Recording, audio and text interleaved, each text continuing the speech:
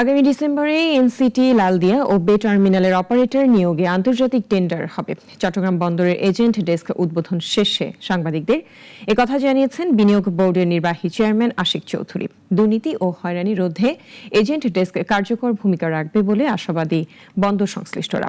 একে আজাদের রিপোর্ট। বন্দর সংস্কারের অংশ হিসেবে সরকারের পক্ষ থেকে নেওয়া হচ্ছে নানামুখী পদক্ষেপ।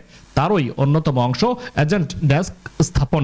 চট্টগ্রাম বন্দরের 4 নম্বর ফটকে এই এজেন্ট ডেস্ক উদ্বোধন করে গণমাধ্যম কর্মীদের মুখোমুখি হন বিনিয়োগ বোর্ডের নির্বাহী চেয়ারম্যান আশিক চৌধুরী।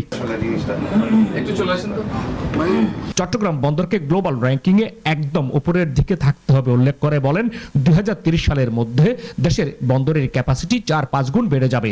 জানান চলতি বছরের ডিসেম্বরে এনসিটি লালদিয়া এবং বে টার্মিনালে অন্তত একটি আন্তর্জাতিক অপারেটর নিয়োগ দেওয়ার পরিকল্পনা রয়েছে। অ্যাম্বিশন হচ্ছে যে এই ডিসেম্বরের মধ্যে আমরা আমাদের বড় যে পোর্টগুলো আছে সেগুলোর খুব মাইলস্টোন কিছু প্রোগ্রেস করে দিয়ে যেতে চাই, যে কিছু এগ্রিমেন্ট সাইন করে দিতে চাই, কিছু গ্রাউন্ড ব্রেক করা শুরু হয়ে যাবে। বেশ কিছু জায়গায় আপনারা এমন একটা জায়গায় আমরা নিয়ে যাব যেখানে চাকা গড়ানো শুরু করেছে, এরপর আর সেই চাকাটা থামানো সম্ভব না।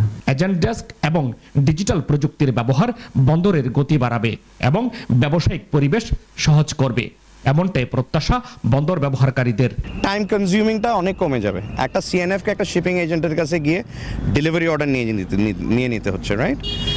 এখন এগুলো সব অনলাইনে হয়ে যাবে। ম্যানুয়ালি বাদ দিয়ে সবকিছু যদি আমরা অনলাইনে করতে পারি তাহলে এখানে করাপশন যেমন কমবে, আপনার অনেক ইজি হয়ে যাবে, সময়ও বাঁচবে, অর্থও বাঁচবে। উন্নয়ন এবং আধুনিকায়নের মাধ্যমে চট্টগ্রাম বন্দর আন্তর্জাতিক বাণিজ্যের ক্ষেত্রে গেটওয়ে হিসেবে কাজ করবে এবং দেশের অর্থনীতিকে আরও শক্তিশালী করবে, এমনটাই অভিমত সংশ্লিষ্টদের।